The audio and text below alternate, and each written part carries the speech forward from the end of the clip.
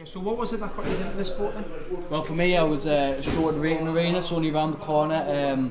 I went to see a lad called Colin Fletcher.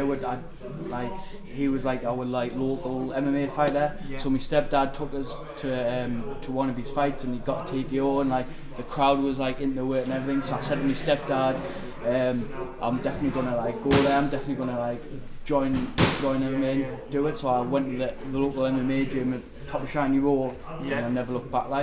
So I started when I was kind of young. I think my mum and dad got it into it just to get us tired, to be honest, because I was a pretty hyper kid and stuff like that. So I started kickboxing and karate and taekwondo when I was a kid, and then eventually my kickboxing instructor's son, a bit like Colin Fletcher, he was called Andrew Punch, and he used to.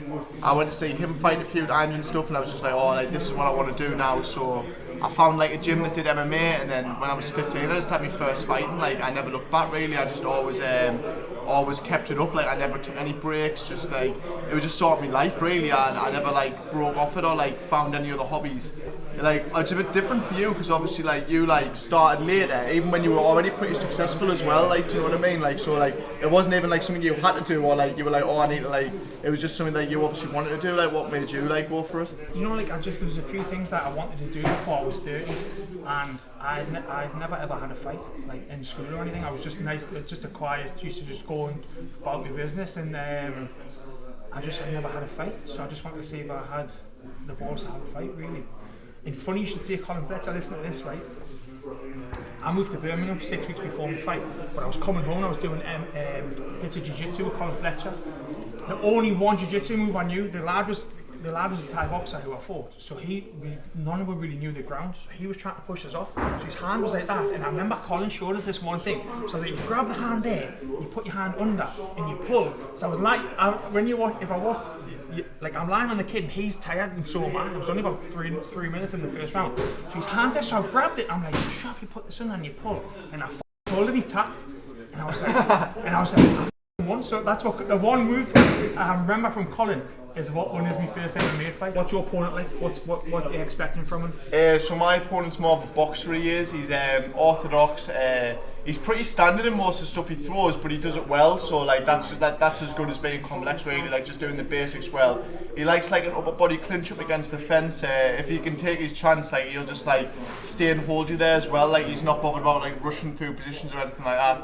I don't think he's gonna look for actual takedowns much, but I could be wrong. He might look for takedowns, but he did a little interview the other day and saying that he wanted to win by TKO. My prediction for the fight, TKO. I think it's going to be a bit of a striker's delight. I think we're both going to be on the feet, and it'll be my sort of karate kicking game versus his straight hands in boxing. He throws some kicks, but nothing like what I throw. Do you know what I mean? I think your boxer's worst nightmare with them that. Even you just stand in front of me there, I was thinking, just that's even the side kick. I just think you can land it there, and there. I just think it's as a boxer, I just think it would be an absolute nightmare. My opponent's a tall German, taekwondo based lad.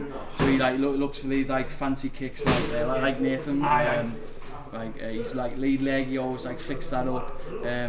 He throws decent hands, but I just feel I'm just gonna put his back against the fence, so he can't use his kicking game. I'm just gonna get a hold of him and I'm just gonna bully him in that case, so he can't use his kicks. Take his strength away from him, aren't you? Really? Yeah. So obviously I think he's a fair bit taller than me, so I'm just going to literally stand in front of his face, give him no respect, so he can't get kickers in the head or whatever he wants to do. What you got them little the flick kicks or more your side kicks Yeah, I think it's more the flick ones. He's more of a point scorer lad. What kind of background's that then? Taekwondo, kickboxing, is that point scoring?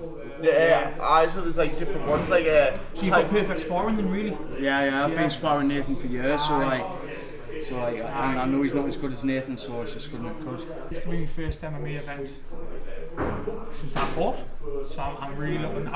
You'll hear me. I'll be screaming at the side for you, so don't worry about that. You fought in Serena a few times in that as well, so it'll be be good to see like what this show's like compared to some of the shows you've fought on and stuff like that.